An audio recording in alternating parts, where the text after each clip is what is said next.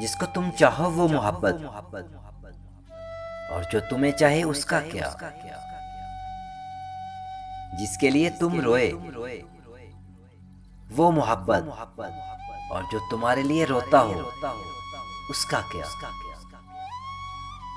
जिसके लिए तुम तड़पे वो मोहब्बत, और जो तुम्हारे लिए तड़पे उसका क्या। जिसको तुमने चाहा वो तुमको मिले, और जिसको तुम ना मिले उसका क्या।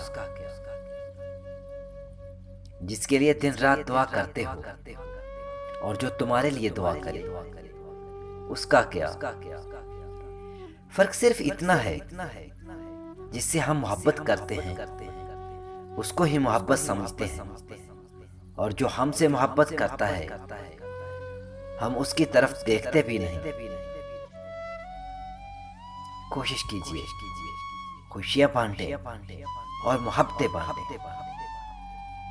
प्यारे दोस्तों, अगर आपको हमारी आज की वीडियो पसंद आई हो तो अपने प्यारों के साथ जरूर शेयर करें। जज़ाकल्लाह।